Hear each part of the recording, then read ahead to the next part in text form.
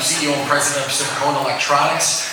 Before we start, I want to thank the Galena family and Galena Development, the entire family, because they allowed us to come up here and have this event, which is usually a great view if there's no clouds. But I'm okay with clouds, I'm just not okay with lightning and rain during last month of June. I'm going to keep it brief because I was looking forward to coming here. Dawn actually said, "Are you coming over?" Because I was in the middle of 5 things. As normal in a jazz festival, you plan, just like in any business. You have game plans A, B, and C. If certain things happen, well, you go all the way to C. Actually lost a musician. We weren't sure if he was going to be coming up here. He wasn't responding. His whole band was here, which we didn't even know about. So that was my up to the last 20 minutes, and he's playing in the big tent tonight. He's a Zydeco guy. He's from New Orleans. And he called me, felt really bad, and he said, "I'm sorry, I was celebrating my dad's 100th birthday last night." So I couldn't get mad because my father turns 100 next month, and he's one of the founders of some companies.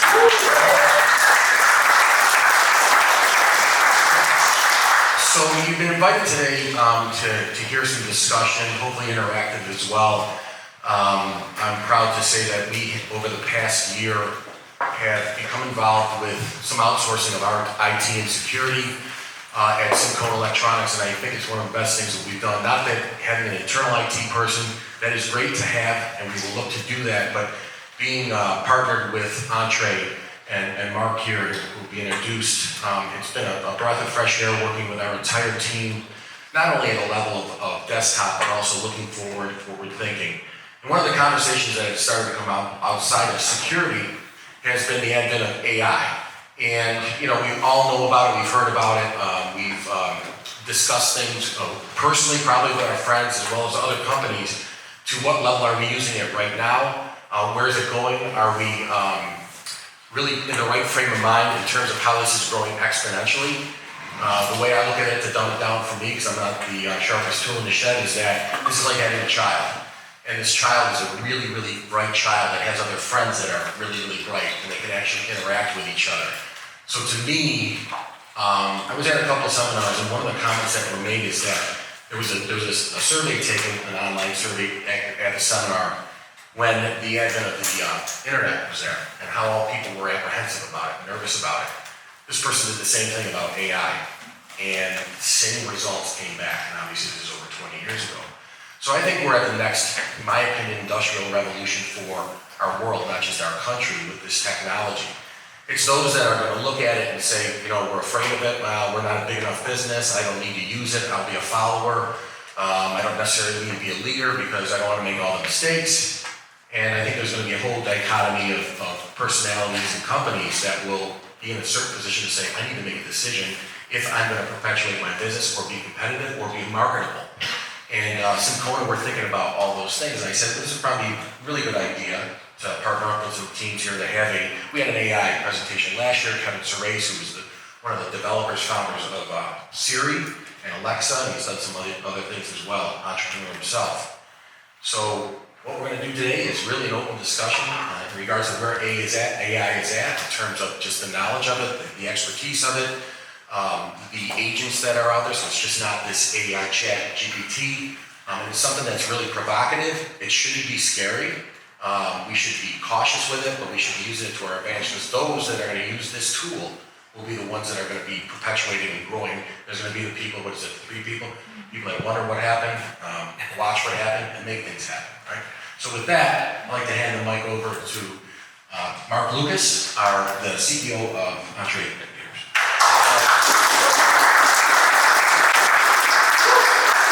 Thank you, Mark. And boy, I was going to do a little advertisement for Entre, but I don't want to follow that with anything. It's about the best endorsement I could get, so thanks, Mark. But yeah, Entre is really proud to be able to co-host this event and to work with Mark and his team to put this together for Simcona clients and a few Entre clients and others that are here today. So we truly hope this will be meaningful for you. So just a little bit about Entre, in case you don't know who we are. We're a managed IT services company, certainly the oldest in the area. It's still standing after 41 years, and I'm proud to say I was employee number 1 for the original owner, and then standing here today as the owner. But But we provide managed IT services, we sell hardware and software, we do a lot of high-level consulting, CIO, CISO type consulting, and one of our consulting team members is with us today on the panel. But in addition to that, staffing, IT staffing, recruiting, things of that nature. And then our latest addition is a phone system that integrates 100% with Teams, builds in AI once again, and it's just a great system for companies that are looking to have a unified communication system in place. So those are all the things we do, but today the focus is on what we're doing in the area of AI, what's happening with businesses out there, how it's being adopted, and what the right ways and the wrong ways to do so are. So without further ado, I'm going to bring up Emily Carpenter. Emily is a certified conscious facilitator, and she's going to be running through some things that'll just maybe provoke a little bit of thought before we get into the meat of the presentation. So with that, I'll turn that right over to you, Emily, and to the mic. All right, thank you, Mark. Thank you, Entre. So I just wanted to run us through a quick activity, but before we do that, I want to make sure that you can be a part of this presentation. I just realized I was planning to stand here and then I don't get to see all of your beautiful faces over there. So, but first I'd like to have you join in the fun by getting your phones out. We don't want you on your phones the whole time, but we do want you on the phone some of the time to participate. So this is an interactive conversation here today. We have the panelists, but we also want to hear from you because there's a lot of collective wisdom in this room. You've all been experiencing and watching AI, and so we want some of your thoughts as well. So by scanning this code here, we can get that. You'll notice that when you log in that you'll see these this little thing down here, the heart, and also a little, you'll see a little bit differently on your screen, but you can look at the Q&A, add to Q&A, upvote a question if you want to ask a question, and then we'll be taking those questions as it makes sense throughout the presentation or throughout the panel discussion, but also at the end we'll have a time for further questions. If you have a question, you can put that right in there right now. So what I'd like to do first is start us off with an activity. And so this is going to be more old school. In your folders you have some cards. We've provided pens if you'd like to write this down or just think about it, whatever is right for you. You could put a note in your phone if that's more your style. But this is a question I want us to pause and think about. As we have been moving so quickly into the AI space, things are changing, and many of us are stopping and saying, why are we doing this? And should we be doing this even, right? So we all thought it was valuable to be here today. You're in the seat because you saw value in coming to this presentation to hear these expert panelists speak to us. And so I want you to think about why that's important to you. Why was it important for you to show up today, for us to be here together as a group, as leaders in this community? So take a moment to really think about this. I'm going to give you about 30 seconds or to a minute to think this through. And just think about, for you, why is it important to pause and reflect about the impact of AI agents today? What is the future going to look like? What can now look like? So this is to help you to focus on what is it for you? What is the impact for you personally? Some things with AI can actually happen, relate to your family, the community, the organization, company that you belong to, and for the world. The world is changing at a rapid pace as we're seeing. And so it's good to take a moment and see why are we here. So if you could take a moment now, and then we're gonna take up time after that to reflect to each other, so you get to know your neighbor a little bit, and then bring those reflections to the room. So I give you, I don't have any music to play. Joe has a timer. How long are we giving us, Joe? 1 minute. 1 minute. You have 1 minute to write your thoughts down, think it through. What are the impacts? You had questions and concerns about the safety of AI, about how this might be used, how to adopt it, how to use it effectively. So all those kinds of concerns might be things that you're thinking about. So as they relate to you personally, to your family, to your community, to your organization, to your company, and also just for the world. So take a moment now to do that. I'll be quiet.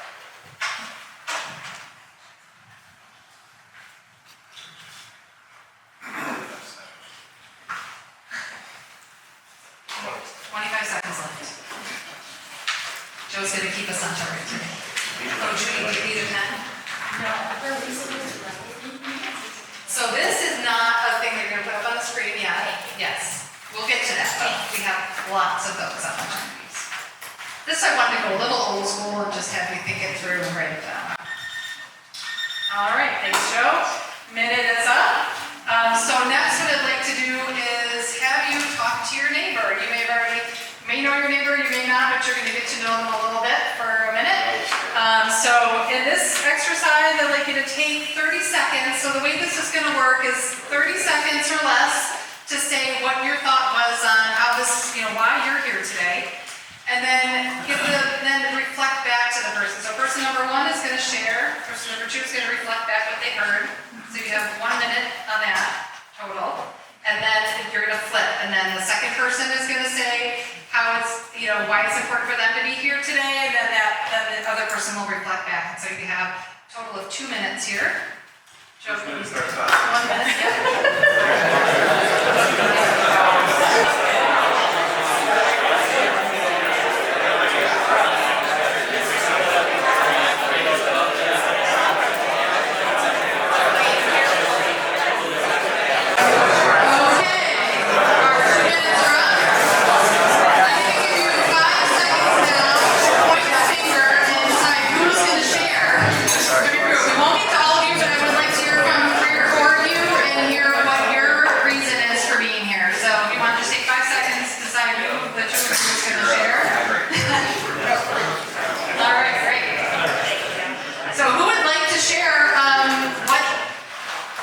What their reason is for being here today to talk about AI agents. Oh, come on. Yes, back here. Linda, I think, right? Yes. So, there's a lot going on with AI. I only know a small amount of it, and only use even less than that. So I think it would be good to have a better understanding of what AI is, how I can use it. I know some of the younger people are using it because I ask them to do something and they turn it around in like seconds. Right, it looks a little bland. Can be personalized a little bit. So I'd like to be on the other side of that and understand how I can use it effectively. Okay, great. So I heard use it effectively, keep up with the young kids. That's great. Both of those, yes. Okay. Who's next? We have room for a couple more. Oh, I see a hand over here. Yes, back here. Prompting when you're, do a LinkedIn post, different things in marketing. I'd like to know what the correct way is to become an influencer, those type of questions like that. Okay, great. Thank you. Thanks for sharing that. Got room for a couple more. Somebody up here too. Yeah, see. Raise their hand, I Anybody up can't. here? Second row.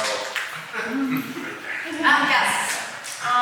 So I'm interested in, learning more about it, because obviously it's here, presents a tremendous amount of opportunity, but I want to understand the implications and the security aspects and some of the things you address, like the family.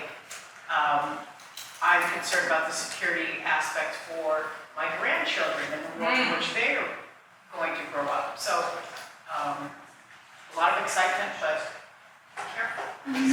Because I've seen AI product, the results of someone using AI, and it's been incorrect information. And so Yes. once that information is out there, you can't take it back, it no longer belongs to you. So we all need to be very careful about how we move forward. Great, thank you. So I hear being careful and also thinking about the future, not just here, but generations to come. And we all need to always be thinking about that. Everybody's seen Terminator, so sorry to took your joke, Joe. All right, we have one or, well, how much do we have time for? 1 or 2 more? You got one, yes. Okay, yes. I'm looking over there. No? Yes. More so data mining, intellectual property. What do you do? I work for a university. How do you contain that data? How do you keep people honest? How do you keep our property and our information local to our institution, local to our product or companies, I'm sure. How do you secure that data? Great, thank you. So using your own data and keeping it secure so that it's not everybody's data. Great, okay. Anyone else?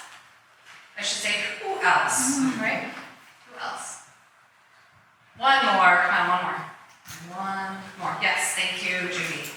I'm here because AI has has the power to change a lot of our lives moving forward. So what better way to do that in community where we all live to get that understanding and how we feel about it and ideas for moving forward that are innovative and new. I like that, Judy, thank you. Yeah, we have to remember the human element, right? We can't just let the machines take over, right? So, and that's why this is an in-person event, because we're all here together to talk about something that could be really beneficial, but, and, you know, not done correctly, could be the opposite. So, I'm going to, well, thank you all for participating. That's going to help the panelists to understand where you're at as a group and answer their questions accordingly. And also it's going to help your understanding of each other and of what, you know, getting more out of what they're going to be sharing. So I'd like to now introduce Joe Vieira. Joe is our panel facilitator today. He's also the Senior Vice President of Entre Computer Services. And alongside guiding Entre's clients through their AI initiatives, he was among the first MBA students at the Simon Business School to complete its inaugural course on AI in business. So he's the perfect person here today to lead us through. And so Joe, without further ado, have at it.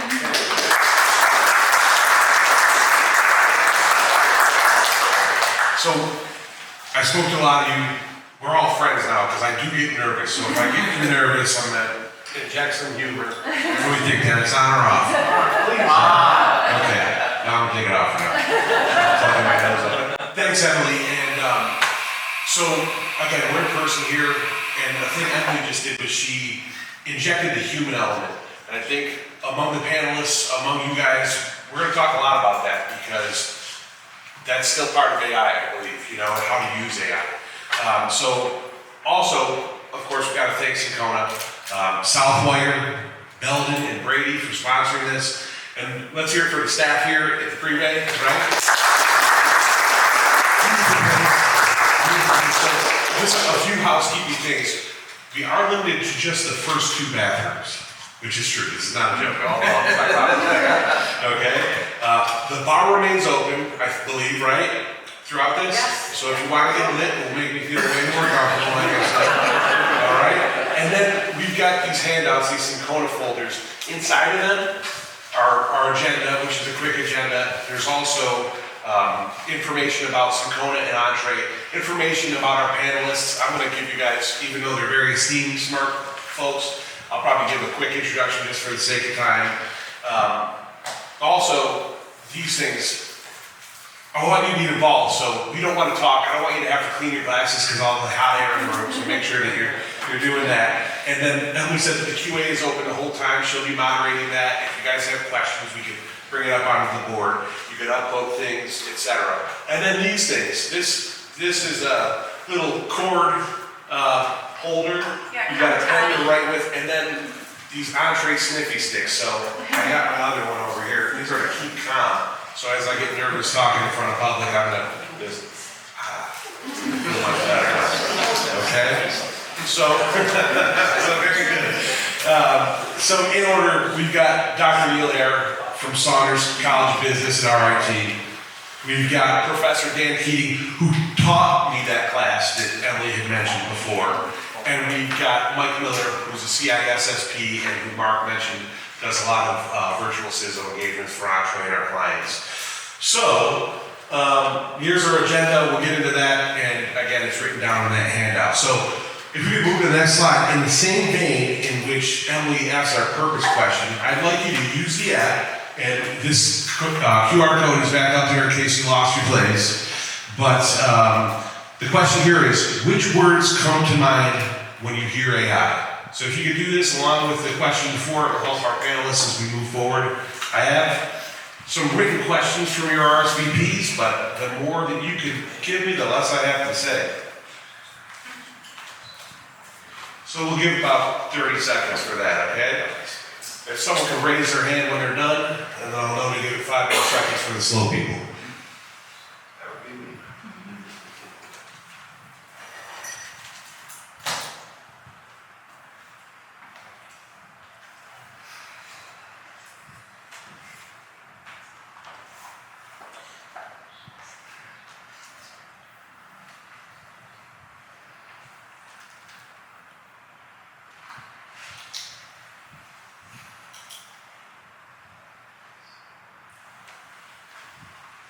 How we doing? Everyone good? Okay, wonderful. So, there are a lot of words up here, they're continuing to come through. So if you want to add any more, we're good? Okay, so efficient, those are the biggest words in this word cloud, so obviously that's being used the most. I also see some things, we mentioned security, etc., safeguards. That really leads us into the first topic, which is trust, safety, and governance. So in a lot of your RSVPs, you express concerns about data privacy, security, and oversight. And so if you could go, we still have more coming in? Security is there, change, okay, wonderful. So let's introduce the next topic, the first topic, which is trust, safety, and governance. And like I mentioned, one more interactive thing that we're going to do, if we could go to the next slide, is, in other words, and Dr. Hare came up with this question as we had lunch the other day, what terrifies you most about AI? So if you could go in, give your answers, we'll use that to kick things off. Give it another 30 seconds.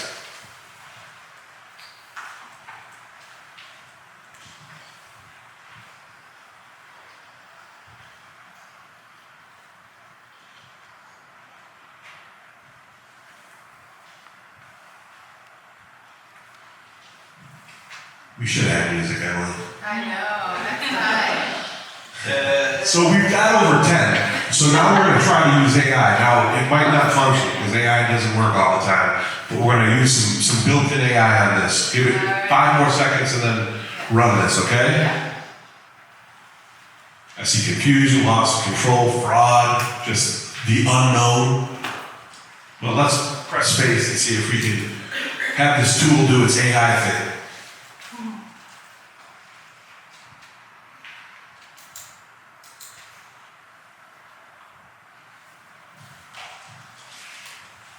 I'm not going to start singing. Okay, so it's just took all the responses, aggregated it. So we see misinformation, human replacement, that's interesting, that will definitely come up. Privacy and security. So I'm going to focus on the last two just for this topic. And I'd actually like to start with Mr. Miller, just because that's really your specialty, is privacy and security. And if you don't mind, I'm going to use the timer just so we can keep it moving, okay? I'll give you 3 minutes to start, and then we'll go along with the other panelists if that's okay. Absolutely, thank you for the question. So, first off, how many people have security policies in their company? Everybody has some kind of security policy that's there. How many people have AI policies? Few that are there. But you really have guardrails that you can use to manage AI even if you don't have an AI policy that's in place. I think that's a really important thing. Because the concerns that you have around AI are very similar concerns that your business would have for other types of confidential information, proprietary information, personally identifiable information, customer data. So I'm sure in your policies you already have something that says that you're not supposed to publish that information out into public forums, right? AI is another public forum that you're putting that information in. So even if you don't have an AI policy, you have something else in your company that you can go back to and say, look, the things that I'm concerned about my business are the same things that I'm going to be concerned about with AI. And how that information gets out into a public forum can be used against us. Now, it can happen a lot faster from an AI perspective. And there's things that can happen that would be unintentional consequences. I'll just give you a really quick example. Prior to owning my own consulting business, I was CIO for a global mining company. And we were dealing with AI in November of 2012 when ChatGPT went live.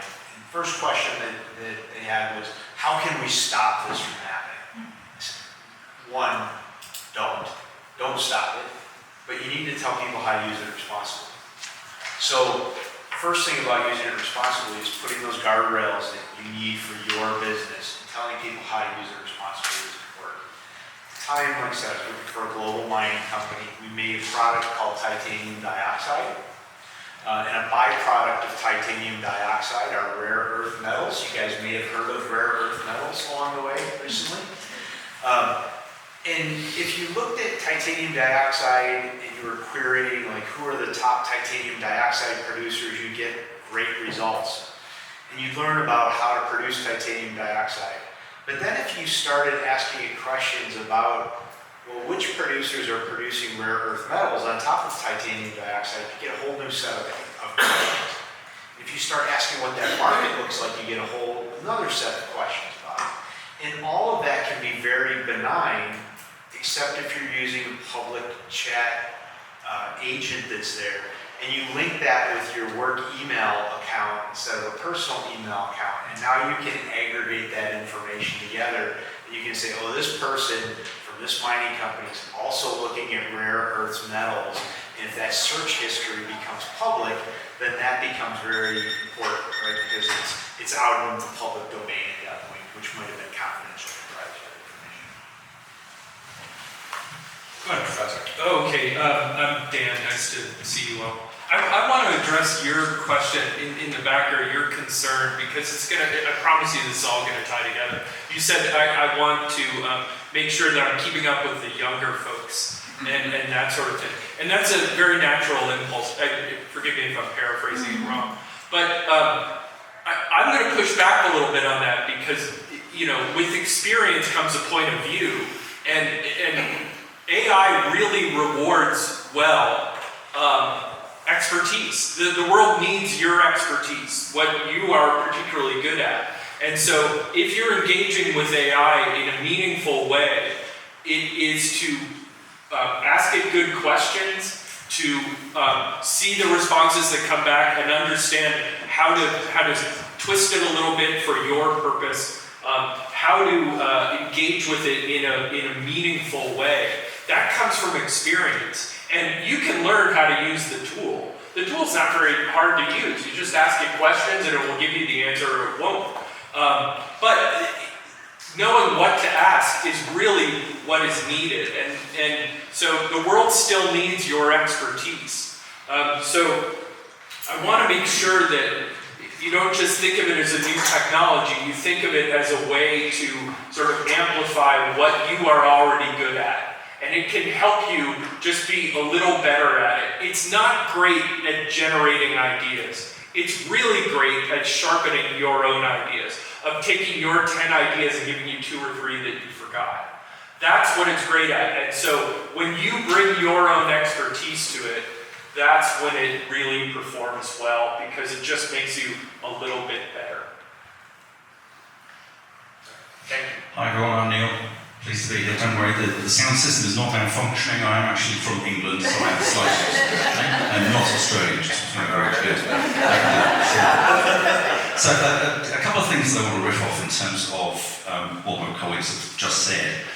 It amazes me constantly that we forget what we learned about 20 years ago with the advent of social media, about 30 years ago with the introduction of the internet. We're asking the same bloody questions, with just it's a different technology. And I like the fact that we're always coming back to the thought as well of policy and locking things down and policing and the rest of it. That horse has already fled. They're out, they're using it. So having a policy is one thing, but how you interpret what that policy actually means in practice is something completely different. My biggest concern with policy, and the basis of our IT, is the intelligence of your average user. Because how they interpret what that policy means to them is going to be very different on the day and the subject that they're trying to explore and what they're trying to do differently, those sorts of things. I think the answer, if there is one, is education. And that's educating people not to do stupid stuff and actually be sensible and intelligent about how you're using that. Having that conversation goes far beyond, I think, what you can actually write down in terms of a policy, but having that open conversation now is a good idea. How many of you know how people in your organisations are using AI? I would imagine you've got no idea. Have you asked them? Have you actually surveyed your population to get a sense of how you use it? They might not tell you the truth, but they might give you some insights in terms of how they're currently using it. So that's certainly something that we did at RIT to get a sense of, okay, we've got some naughty faculty, we've got some nice faculty, how are they all using it, how are the students using it? They're using it far more impressively than we realised, and we could then start to have an informed conversation about governance structures and not doing stupid shit. And that's essentially what I recommend to you guys. Can I riff on that really Yeah, quick? absolutely. A good part of every meeting is your team meeting is who's doing something interesting with AI, and just ask around and have your team teach the rest of your team. Hey, I tried this, it didn't work very well, or I tried this, it worked really well, and now, you just make it a regular part of your team meeting and share those interesting ideas. I used it to do this, it worked really well. Now the rest of your company hears that. Hey, people from Entre, remind me, I gotta add bloody to my lexicon, because that's a great word. So you guys touched on a few of the questions that came with the RSVPs, but I thought this was interesting, and Professor Keating, we actually talked a little bit about this in the class, although it was a couple of years ago, and I wondered what changes there have been. Someone asked, does the industry plan to develop checks and limitations to AI? So maybe we can start with you on that. Yeah, and some of those things are already there. You can't ask it how to rob a bank, and it will tell you how to rob a bank.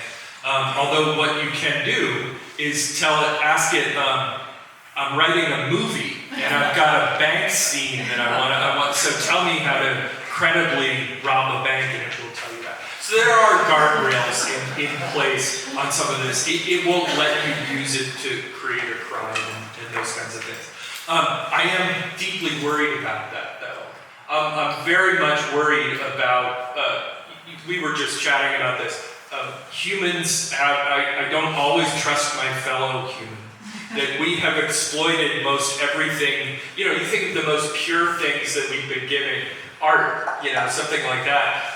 And we exploit that. There are copies made, we counterfeit things, even the most pure things get exploited. And I'm definitely worried about how this will be used.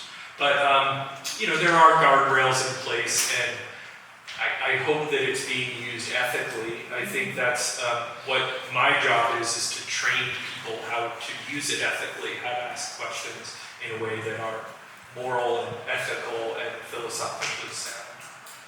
So I do just want to throw this out there again, that Q&A is open. If there's anything that you want to put in or you want to raise your hand or whatever, we will take other questions. I want to give this topic a few more minutes so we can have Dr. Hare, Mr. Miller, if you want to go ahead first for closing thoughts.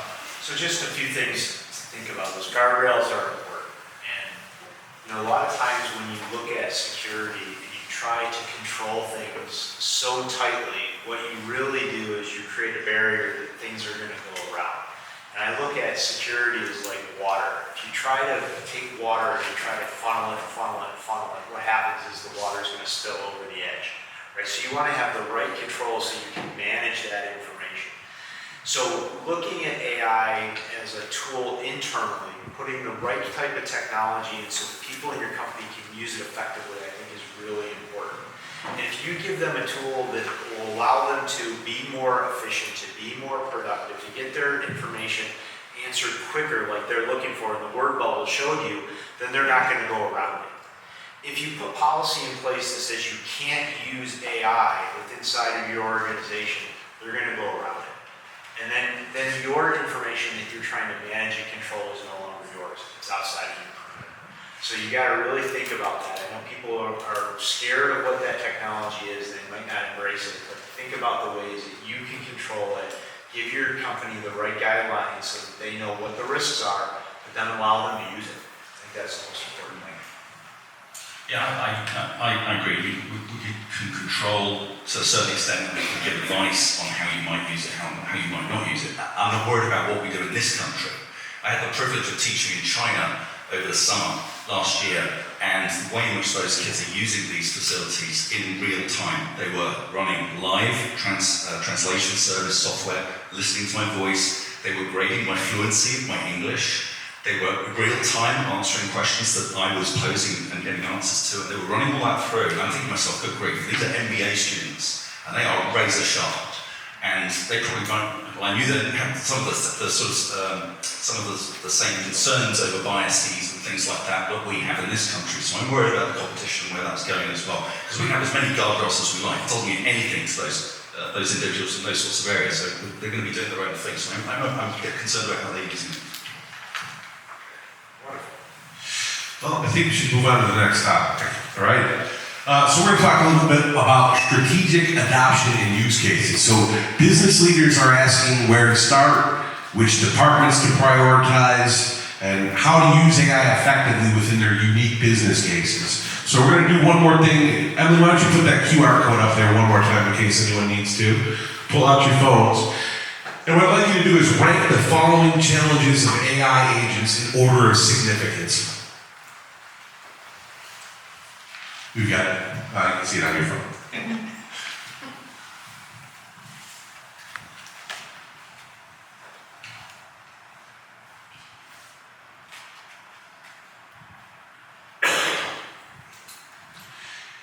You know, and while everyone's completing this, I will say, who's not using AI in some way, right? I mean, all of the applications that you have some AI component built into it. Mark mentioned our phone system that's got AI.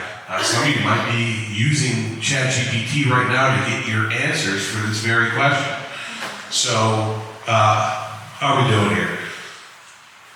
Okay, so we just had a bunch of fear, uncertainty, and doubt. So of course everyone is going to rank data privacy issues as the first. This is still moving. We'll give it 5 more seconds. Hey, Emily, it looks like we have a couple questions down here. Okay, wonderful. All right, so data privacy issues continues to be the biggest concern, and we're moving a little bit at the bottom there, but it seems like that nothing concerns. I mean, is there any question in there that is pertinent to this that we could start with? Emily gets ultimate approval, guys. Strategic adoption. Well, one of them is what kind of products are available. Let me see, I can open What that. kind of products are available? There we go. There we go. Okay. You use AI in my business. How do I actually take the next step? Anyone chomping at the bit on this one? Yeah, I'll go with that. They're constantly changing, and it's a little bit of a land grab right now. We don't know how long these companies are, who's going to win, who's going to become the great companies around this kind of thing. So my advice on this is always just, mess around with it. See if it does what you want it to do. It's either going to work or it's not going to work, and that will tell you the line of what it does well and what it doesn't do well. And then you figure out, okay, should I be using this? But just see if it does the things that you want it to do. And there are all kinds of them out there. We teach a bunch of different ones. But the key thing is just, like, I found it's not great with helping me with my deep Excel work, but it's really great at helping me with PowerPoint work. And so that's what I look at it to do. And it's really good at helping me flesh out my writing, but it's not so great at the technical data analysis. It's great at data visualizations or basic ones. It's not good at the very complicated ones. So, and it's constantly changing. So just mess around with the tool, see what it does, see what it doesn't do, and go from there. Okay, how many people have unlimited budgets? All right, fantastic. So I heard Dan say before that you need to have a use case, and that it was really important that you talk about your different use cases that you have inside of your company, right? And in order to go and get funding for AI and pick a tool, I think you need to have a use case in order to really get behind AI. So that use case could be, providing a chat bot that's going to provide information to your employees about your HR system, for example. Something very specific, something tangible, something that you can get your arms around and then implement and then grow from there. But having that use case will show the capabilities of the tool. It will allow people to think about other ways that AI may be able to be used in the business. At the same time, it will prove what the benefit is. And you shouldn't just invest in new technology because it's new. You should invest in technology because it's going to provide benefit to your organization. Again, social media 20 years ago, the internet 30 years ago, exactly that. What's the business model? When are you going to make money from it? What are the problems that you're trying to solve? If you don't know those, you shouldn't be playing in that particular space. So Neil says I'm not very original. No, definitely, very original. But I think you've got to be playing in those spaces, and I think taking on the personal challenge of not being terrified by this and actually getting a sense of what it can do for you is a good starting point. I once made the mistake of suggesting that was what Sunday mornings were for. Apparently some people still go to church, which is good. I know one of those quite clearly. But I like to play in that space. Just have a play with it. What's the problem I'm trying to solve? There is a really good website called, there's an AI tool for that. So I'd strongly suggest you go to that website, put in a problem that you're facing. I guarantee you will find a tool that can help you solve that particular problem. But it's knowing what those problems are first. Again, speaking from pure personal experience working with our IT, we surveyed the faculty to say, what are your key problems? We did the same with our staff to identify how we can then provide some solutions. Problems and solutions, not the other way around, not just playing with technology for technology's sake. And there are companies who are looking at utilizing multiple models to create a solution. So if you're looking at just ChatGPT, or you're looking at Meta, or you're looking at Gemini, or you're looking at Copilot, those are very specific, but there are companies who start looking at, you know what, I'm going to use this model for language, I'm going to use this model for computation, I'm going to use this model for attitude, and they start bringing them together into a solution. So there are companies out there that can do that as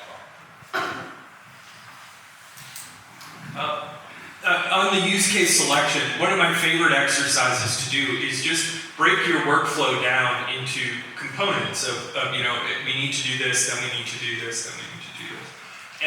And just take a little piece of it and say, will AI help me in that? Let me just mess around with it and see. And maybe it can't do the whole process, but it can do a little piece of it, and that might help you.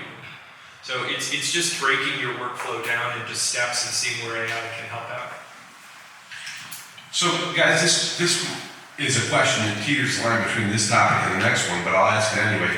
Is there one functional area that seems like the logical place to start with AI? And we mentioned, tools having AI built into it, but is there a particular function that you guys can think of? I think it's marketing.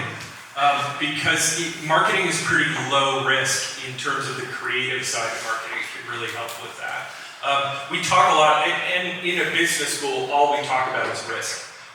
What is the risk of doing a certain behavior? And on the marketing side, obviously reaching your customers and communicating with them in a way that is compelling to them and important for you.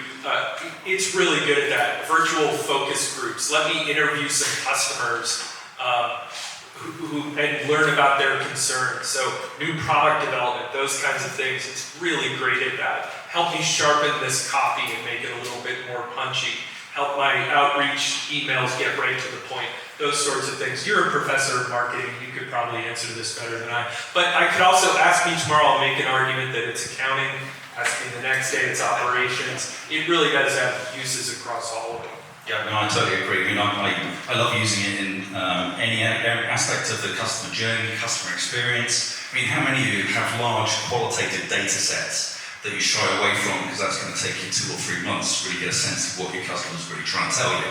Well, I plugged a large data set, 66 pages of qualitative information from students on the use of the learning management system to identify who was using it effectively and why. That would have taken me over 2 months to code that as a scholar, something I'm used to doing. I had a colleague do it. It took her 2 months. I did it inside of 2 minutes with Copilot, and I think it was about 16 seconds with Claude. Then I compared and contrasted the responses for both of those, and it put together a presentation for me in terms of what the key findings were, and it gave, I was very clear to it with the prompts. Don't go outside of the data set that I've given you. Only use the data set I've given you, otherwise you'll start hallucinating, and nobody likes a hallucinating large language model. Believe me, it's nearly got me burned a couple of times. But things like that can really help give you insights in terms of what your customer's really thinking. We are obsessed with numbers like net promoter scores and things like that. We often forget the importance of the qualitative stuff. And this stuff will just evaluate it immediately before you give you use case scenarios for improving it, help you segment your customer base more effectively, help you think through your branding campaigns, logo design. I don't have a design bone in my body, but finally I can put together really good copy now and really good logo campaigns for anything that I'm looking at. Free of charge using the AI tools that we've got available to us. This is a quick question. So, how much would you put into those tools though? We have very strict policy, no customer names, no part numbers, no true data points. We use it at a very high 100,000 foot level. are you nervous about putting in, what do I want to say, I am. Very, very nervous, and I'm worried about people that won't use enterprise level Copilot, which we have. So we've been assured at RIT that anything that goes in there stays in there. Nobody gets to use it. But someone working late at a weekend that suddenly can't get access to a particular system. I'm worried about them going rogue. I'm worried about FERPA. I'm worried about student information getting lost. I'm worried about all those things. So I think it comes back to my original point about education, making sure people are aware that they shouldn't be doing silly things and what silly things look like. But yeah, it does concern me. I don't know about the rest of you. No, I completely agree. It's just making sure that people aren't doing those silly things. And having that enterprise grade solution, so many of us have a tool that's available to us if we're already using Microsoft 365. There's already Copilot that's built into it, and that's available, and that information is not going into Microsoft's trainers that are there, so you can make sure that it's staying with your information and using your information. So that's a really critical piece. However, like any tool that's there, when you turn it on, you need to make sure that your internal policies and procedures are in place, because when you point AI at your own internal data, if you have your permissions wrong in the HR group, and then you allow people to go and query that information, AI is going to find that information very quickly. So you have to make sure that you have the right controls internally, even when you point it at your internal information. Otherwise, anything that was available or misconfigured is now available to the company very easily.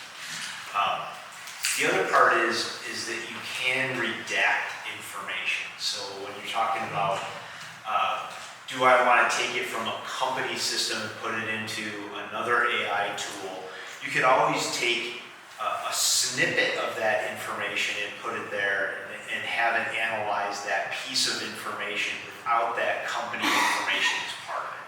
So contracts are usually a really good example where you get a standard customer contract or vendor contract and you want to analyze it. Well, if you take some of the things out, like you take the vendor name out, you take your name out, you can have it analyze that without that information and then give you answers back. Yeah, I want to reiterate the important consideration of having those policies in place, but tuning your environment so that you can actually administer those policies, making sure your licensing is in the right place. A low-hanging fruit that we found at Entre was just Teams Premium in order to help with our meetings, take meeting minutes, know who is speaking. It organizes events that go on throughout the meeting. We'll organize the documents, etc. It's actually really cool, but that's like a low-hanging fruit that you can turn on. You don't have to worry about administering so many of those policies before getting going with AI in some capacity. Professor Keating, it looks like you might have something to add, and I want you to do that, but I'd also like to talk about shadow AI, shadow IT, all these tools that have AI in some capacity. And I guess it's not really a direct question, but just your thoughts about that. Yeah, it's everywhere, and I don't know how many of you read the terms and agree. What are the terms and conditions in those software packages? I don't, and it's telling you what it's doing with that data and that kind of thing. That's all changing every single time I look at a different piece of software. It's different. It's changing rapidly. I don't really know what to say about it other than just be careful with who you're doing business with. Absolutely. So just one point about your company information. You can also use AI to see where your company information may be exposed already.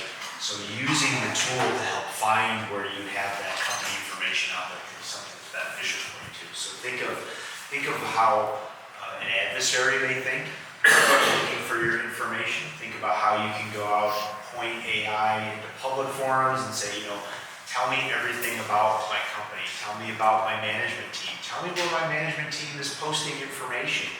You can find a whole lot of feedback that's out in public sources that then you can look at and say, all right, how do I manage this better? All think we could move on to the next topic, okay? Before we do so, I want to, hey, bring that back there, sister. Showing everybody the answer. I didn't see that. Pay attention to the man behind the curtain. It was on there.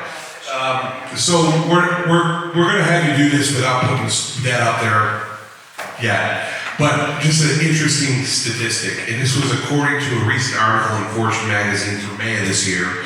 So IBM surveyed over 2,000 CEOs around the world.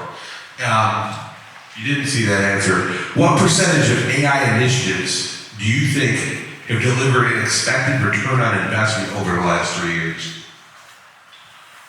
Take your phone, well, pop that. Well, if I put that back up there, it's Put gonna show. that, the QR, yeah. So everybody close Anybody their want eyes. to guess? Yeah. 1%. Shout it out. Okay. Shout it out. 45%, okay. But I thought that was an interesting statistic. I mean, that's really low for the amount of people who have tried to use AI in some capacity and that are actually seeing a savings or a return. You know, when you're talking about 2,000 CEOs, so 2,000 different businesses, that's significant. So and that kind of brings us to our next topic. Keep going. Practical business impacts, right? So we'll have the panel discuss measurable outcomes, the optimization of AI, and how to achieve those levels. And we've got two interactive things here. So the first, if you can move to the next slide, Emily, is which business areas do you think will be most impacted by AI? So if you go ahead and log in your phone, if you want to pop that QR code up one more time. Sales, marketing, right? Okay.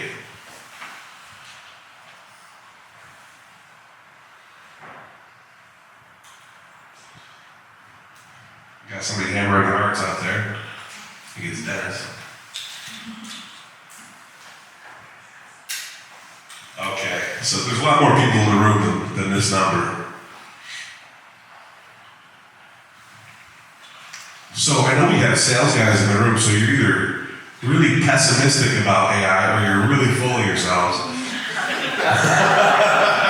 So for sales, it's great at writing RFPs and responding to those. The promise of our RFPs have always been that we could, reuse our material. It never really works that way. You always end up having to rewrite the thing, but it can really help with that kind of thing. Very good at organizing sales leads. Obviously, what we want it to do is find that customer who's about to flip, and in a way that we can meaningfully intervene with them in the sales world.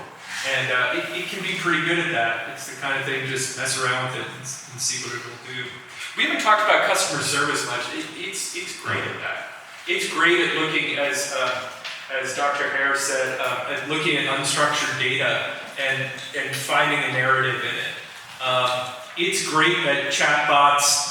Obviously, there are times when you need to talk to a human being, but it can answer questions really well. The customer service side of things is a really good beachhead for working on AI projects in the enterprise. It's also really good at pissing people off. So that in the absence of face-to-face contact and knowing your customers really well, certainly the B2B realm. But customer service, definitely there are things that you can do. Mining so much information from your customer base and identifying how you can then repurpose that in terms of thinking about what kind of strategies you're thinking about with evaluating your customers, identifying particular segments, positions that you want to adopt for each of those as well.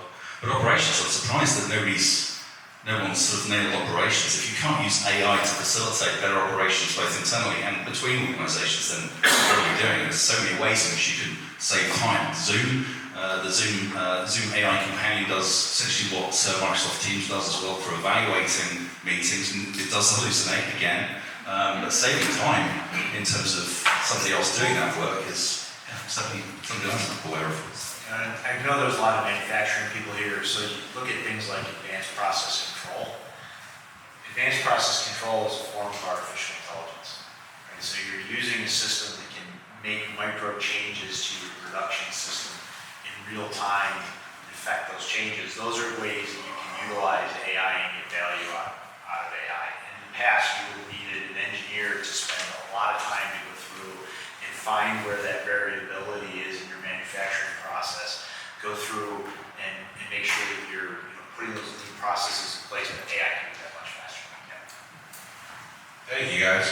We're going to do one more question here for this topic, and that question is, what excites you about using AI? So the exact opposite of the first question we asked. So we'll take 30 seconds, vamp a little bit. Ellie, how you doing? You good on your feet? You need to stare? All right. Yeah, thanks, Joe. All right, no problem. I'm doing all right.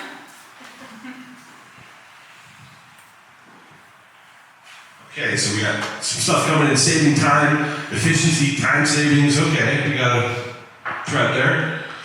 It will only get better as you train it, or worse as you train it, perhaps. Saving time, lots of efficiency stuff. Okay. Gonna take 5 seconds to get the last ones. 5. All right, hit the space bar, Emily. Let's see. See if we've got.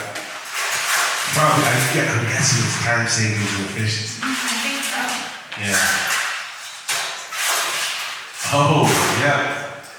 That is, even more productivity, efficiency, time saving, enhancing abilities. Is there anything else, or it just shows you the top 4? Those are the top 4. I can Yeah. 2 more. Uncanny. At least there's no nonsense, right? We tested this, and a few of us put some interesting responses in, and it will categorize nonsense. All right, well, Professor, you pick up your mic, go ahead. Yeah, I'll tell you the thing that excites me the most about it is that it's not a tool, it's an agent. I start out every course by talking about this. AI is not a tool, it's an agent. A tool does what you design it to do. You design a hammer, and that hammers nails or it removes nails. You might have other uses for it. It might be a paperweight, it could be a weapon, whatever it is. But it essentially does what you design it to do. This is not that at all. This has agency. It can go and think. It can take an idea of yours and make it better, and that's the thing that I'm the most excited about in it is to enhance my expertise, not to generate it. So think of it, and agent is the right word for it because it has agency. It can go off the rails. You are responsible for its output. Your credibility matters. When you're presenting something that you used AI to help with, it doesn't matter that AI got it wrong. It matters that you got it wrong. You're handing something to a boss or to a client that is subpar work, that is inferior work. That's your reputation, not AI's reputation. And so thinking of it as an agent is a really important thing. It has agency, it can make your work better. It can also cause some problems for you. So you really do have to check it. What excites me the most about this is making me much more effective, far more effective than I've ever been. I don't think I'm going to be replaced by AI anytime soon, as long as it doesn't become self-aware. Let's hope it doesn't get to that stage. Self-aware. Okay, there you go. We'll get an accent, you'll be saying, absolutely. But it's making me more effective. I'm not worried about it replacing me. I'm worried about someone else coming in and be better at using the tool to ultimately replace me as a professor, as an educator, and as a consultant. But I love this stuff. I get excited by it. My only wish is that I was born literally yesterday. It's the stuff that my kids are going to see. That I probably won't get to see in my lifetime until I'm in a long retired, hopefully, and all the rest of it. Just blows my mind. You think where we were 20 years ago and where we are now. This stuff is not going away. It's just getting started. And I can't wait to see where it goes. But I am naturally cautious about how we deploy it. I would say it's not 20 years. It was what was a year ago, what was 3 days ago. That's what excites me about AI is that the possibilities are endless, and it's just exponential for how things are changing in the market and how you can use it differently every day, and the amount of creativity that people have around the use of AI. Interesting being on a panel like this because I would consider myself to be an AI novice. And the amount of information you'd have to take in to be an expert in AI is incredible. And if you approach it with a view that you're still learning every day about how to use AI, you'll stay relevant, you'll stay important as you learn the technology. If you think you're an expert, you're already obsolete along the way. So we did have some questions. The first one from RSVPs was, and I think we all agreed at lunch when we had it, how can AI improve my sales in the next 3 months? The answer to that, I think we all agreed, was start an AI company. But I mean, that is something important. I'd like to bring it back to the human element a little bit again. And like you talked about, not being fearful of losing your job. Maybe, let's, I guess, think about that question, but how you could keep yourself on top by utilizing AI. So you're never going to be ahead of this, and it's always going to be changing. It's okay to feel, I've learned over the years, it's okay to be uncomfortable with the pace of change and the speed of change. It's okay for your kids to come home and be raving about the latest social fads that you've got no interest in whatsoever, like TikTok and 30 seconds and things like that. But it's fascinating to me that they're running with it, and they're going to end up knowing far more about how they can use this stuff effectively than I ever will. And I'm at peace with that now. It's like I'm never going to be an expert in AI or the use of the technology, but just got to be better than the next person, or at least a little bit more knowledgeable than the next person. And for me, that involves experimenting in a safe space where, I'm not going to lose any money on anything that I'm doing. I'm experimenting with this. I'm going to make a few mistakes. My kids are going to mock me, and that's fine. I'm totally okay with that because I'm learning from it. So that would be my advice. Play with it. Yeah, completely agree. I want to underline something that you said, that AI won't replace you, but people who are good at AI might replace you. So I just think that's incredibly important to acknowledge that we all have to get good at this. And you could go on and on about sales use cases of all the things you could do in sales. You could use it to improve your collateral. Salespeople are always wanting good collateral, something that tells the story well of what your product or service is. You can use it to help you prioritize leads, create data visualizations, call lists, identifying a customer who's either you're about to lose or somebody who's about to grow in a way that you might not have expected. It can do all of that stuff really well based on all of your data. The sales use cases are really endless. I agree. Very good. Well, I mean, any last minute thoughts that you guys would like to add? Or we're going to move toward the end in the Q&A, but anything? Yeah, I want to say something in closing, and it's that it goes back to the human side of AI. So there's all this stuff that human beings have that's not in AI, okay, that is very purposely not in AI. As human beings, we make mistakes. We have a sixth sense. We get emotional sometimes. We're into storytelling. I'll give a very simple example of this. We create meaning where it doesn't exist. Like if you go to New York City and you get on an elevator, there's no 13th floor on the elevator because we as a human species decided that 13 was unlucky. Unless you're a Swiftie, in which case it's the lucky number. But okay, so that's human nonsense. That stuff is not in AI. We make mistakes, we're emotional. I wouldn't want my AI to say to me, I don't feel like answering your question today, Dan. But all those things that make us human are also the things that have made us able to innovate, that have allowed us to make connections in our businesses and grow our businesses in ways that are unpredictable. And so there is an argument that, maybe some of this stuff belongs in AI, these more junky human characteristics. But it goes back to what we are good at as human beings, which is having just a little bit of information about what our customer wants, what we're good at, what the world needs, and stitching together a solution for them. That's what we're really good at, and we need to continue to be really good at that. The machines can do the rest, but it's that innovation piece that comes from our humanity that I think we really need to foster. Thank you. Well, let's bring up the next slide, which is moving forward. So we hope you got a lot out of this, or something at the very least.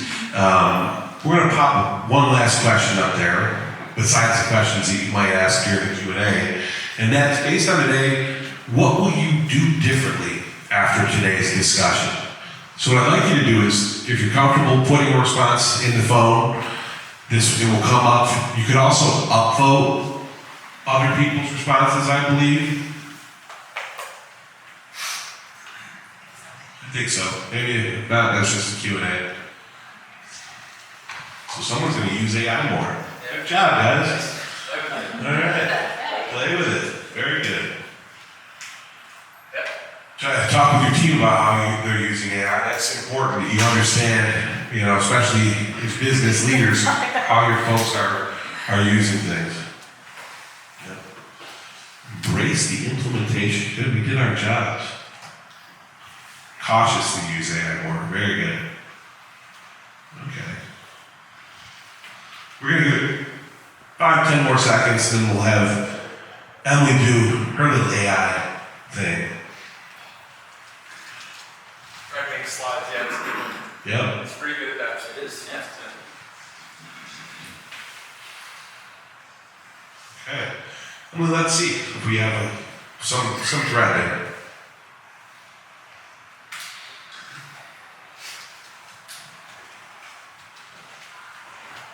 Okay. AI adoption. So everyone's ready to adopt AI.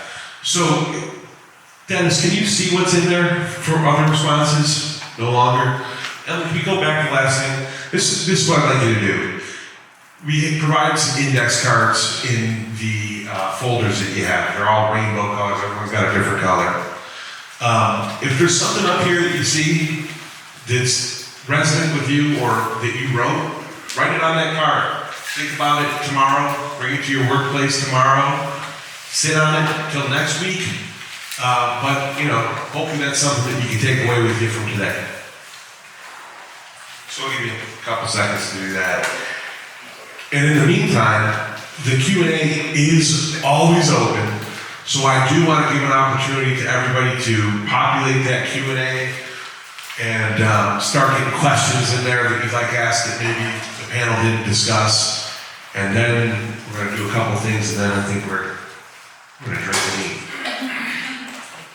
Get some jazz. Get some jazz. What, Thundercat? Yeah. Let's go to Thundercat. Anyone going to Thundercat? Yeah. All right, everyone got their stuff written down? You feel pretty good about that? Okay, good. Let's move on to the Q&A. Okay, so. Okay, wait, hold on. Ooh, boy. Do we want this question or a different one? Let's go with it. Why not? Is AI 100% accurate? Okay. Go. No. It hallucinates. It is, I don't know what's on, but it's not on planet Earth sometimes. It's full of bias, it's full of Western bias, it's full of white bias. Don't trust it. You've got to do research and put it through a couple of machines to make sure you get the same sort of answers, and then compare and contrast and come up with your own human interpretation of whether or not you can believe this stuff or not. Because your boss will know pretty quickly if you talk it right. Just when you're using AI, you can use other AI agents to test for bias in other agents. So take your information, put it into another AI agent, and ask it, is this response, what are the biases of this response? And it will come back and tell you where the biases are. So you can use AI to check AI. And we didn't talk a lot about bias, but I think bias is a really important piece.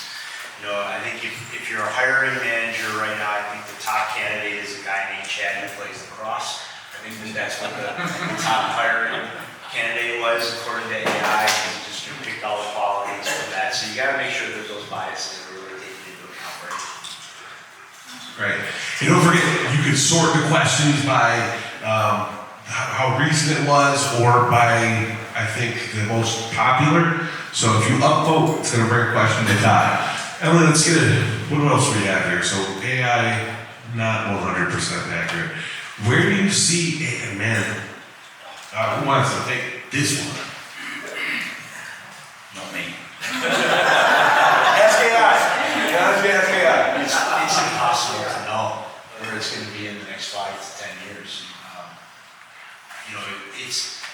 if you think back to November of 2022, before we knew what ChatGPT was, and how our lives have changed in that very short period of time, and we're trying to forecast where our lives are going in the next 5 to 10 years, I think it's going to be really impossible to know our AI and how it's going to continue to grow and adapt and change. I think for me, I use AI multiple times a day for multiple different tasks. And I think that if you start looking around the room and how many times you use AI, I think what you'll see is that everything that you do will have some kind of companion co-pilot agent that you're using as part of AI. It's going to continue to grow. Okay, we had somebody raise their hand. You got something? Or you have an answer for this? No, I have a question. On the previous slide, it was 100% accurate, and it got me thinking about something. Forgive me, I don't remember your name. Neil. Neil. Thank you. You said something about, I can't remember, but it led me to think about where AI is pulling its information from. Like, when you ask it a question, are all AI tools coded to pull from just like the internet, or is it one's pulling from this pocket of information and you know, is there a way to know? Or that's proprietary to their coding and all that stuff, correct? That's not, you'll never know where it came from, you just have to know if you'll have to do further research with what you prompted it and then what it's responding to you and if you agree or disagree or whatever, right? Yeah, and it's a great question, and one of my favorite things to do is ask it where to get this information, and it really can't tell you. It's a black box. So this is really dangerous in terms of forecasting. Like, hey, AI is going to tell you, I think the following thing is going to happen, and you're going to say, that sounds really good. How did you arrive at that conclusion? And say, I can't really tell you. You always have to check it. Now, it is trained on everything in theory. Different ones are trained differently, but it's also it's probabilistic, to use a fancy word. Every single time you ask it the question, you might get a different answer. So that's what is a huge challenge in it. It'll tell you if it pulled the stock price of Starbucks from 2 weeks ago, it'll tell you where it got that information from. But if it's generating an idea, it really can't do that. One of my other great fears about AI is that we're going to lose the ability to think critically about what we're reading, where it's coming from, and asking those difficult questions. Again, I think I said it earlier, but my other concern with the use of AI is the average intelligence of the user that's behind the key, putting the questions in, and then the inferences that they make on the data that they see, and that's what makes us different, that's what makes us intelligent beings. We can assess good information from bad information using the parameters that we're used to using. But if we lose that ability to think critically, we just assume that AI is going to do it all for us. There's going to be a lot of people out of jobs pretty quickly, and I don't want to be one of those things. I think we've got time for a couple more questions. So, Joe, yeah. one of the questions I'd like to see some answers on, because I think the group thought it was important. What kind of products are available that will let me use AI in my business? And how do I actually take the next step? Okay, shameless plug. All right, because we're Microsoft partners. What's going on? All right. Teams, right? Like we discussed before, that's a really quick. Or Zoom or whatever. They do the same thing, but I'm going to go with Teams because I like Teams. All right, I do like our phone system, which has, we have a handout in there, which is really cool, the things that it's doing with AI. I like the Microsoft stack, we talked about Copilot 365, we talked about creating your policies, administering them and such. Those are low-hanging fruits. Those are, in the scheme of things, inexpensive. They can also lead to more enhanced AI development or capabilities via Copilot Studio, etc., creating your own instances. I'm done selling. Claude and I are really good friends, so I love Claude AI. The latest version's pretty good. It gives me what I need. Copilot, Gemini, I'm a huge fan. I like to tinker with Stable Diffusion for image generation because I'm a bit of a nerd at weekends and things like that, but those are the big ones that I use. The one that I'm using the most these days is custom GPTs through ChatGPT, where you can kind of create a little agent that does one piece of your workflow and make it reusable, so that I don't have to go and re-prompt. Like, I need to run a report every 3 months or crunch this data every 3 months. I just create a little GPT to do that for me, and it's reusable and that sort of thing. So the custom GPTs. Now, I have a private account, so the data stays where it is. That's the most important. So, Professor, I do want to just mention, because you said that, I would encourage everybody to subscribe to ChatGPT for the, what is it, $20 a month or something like that, and look into developing your own little chatbots. I did it, so it can't be that hard, but it also lets you understand what's underlying, how these things are making their choices, how they're, how the prompts that you give them work under the hood, so to speak. So I would encourage that, and you can look up YouTube videos and learn how to do most of this stuff. You don't need to go to either of the professors up here's master classes or anything like that. But Mike, did you want to add? Yeah, there's another company that I've come across. Their name is MoveWorks, and they do some really phenomenal work with your own information and help your internal customers become more efficient at what they're doing. So it could be, augmenting what you're doing on your service desk or your help desk, or providing knowledge articles, or being able to handle multi-language support. They just do a phenomenal job, and they're one of those companies that's taking multiple models and pulling that together. So I think that's a company to really have.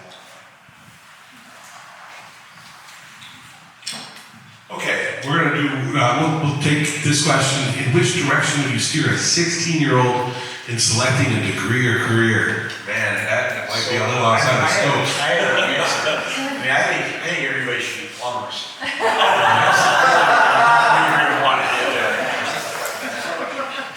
Prompt engineers.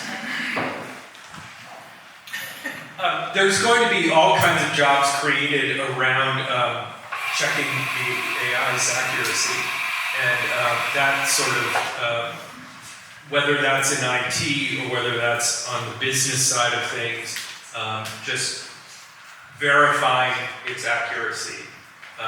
Just get really good at using it. But they also need a foundational expertise in something. That's true. All right, does anyone have any other question that they didn't get answered that you have to have answered right now? Okay, well, for the sake of time, we're running a little bit behind. We do have this survey out here. If you can actually, in the app, if you're in there, you could click a link that's right there, or you can scan this QR code. This really is beneficial for Syncona and for Entre. We each have questions from each of our businesses in there. Syncona does this every year, which is wonderful. I mean, look at this beautiful place and everything. And, we'll talk a little bit about some of the things that Mark Iacona has been so generous with. But they use this to cultivate these every year. We use them to do the same. So if you take a few minutes and do that, it's very much appreciated. And while you're doing that, I want to thank again Southwire, Belden, and Brady for sponsoring this event. I'd like to thank all the panelists. Thank you very much, guys. It was wonderful.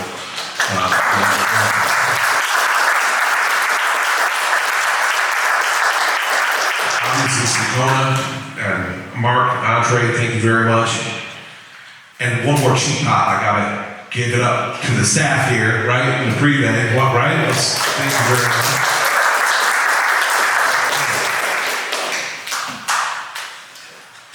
Anything else you guys want to share? Anyone want to see? Anyone want to wear this?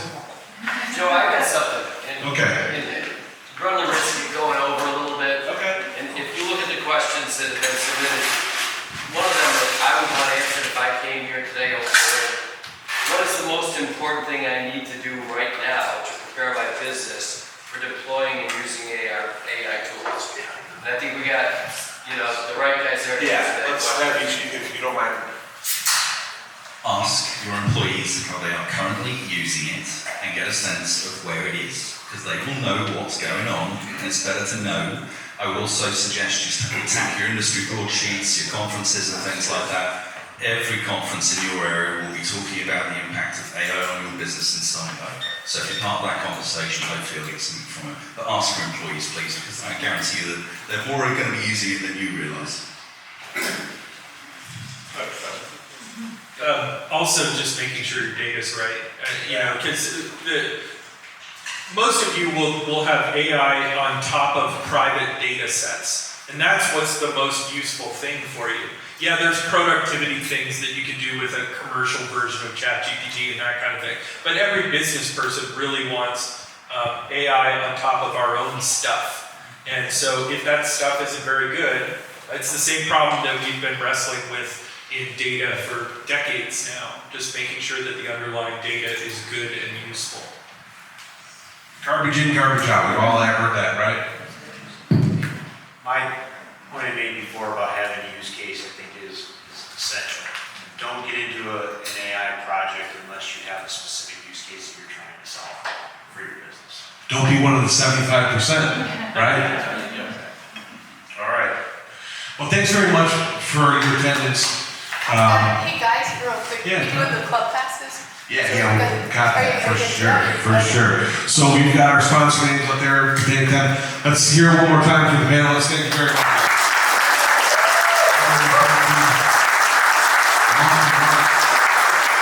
And also we've got the club passes for anyone that wants to go enjoy the Jazz Fest. Sam and Don, yep, Sam's the guy. He's holding the keys to the kingdom. Thank you, Mark Iacono, for supplying those very generously. It's wonderful. And with that, we can stick around. Hopefully I get to meet whoever I need to meet. Very good. Thank you.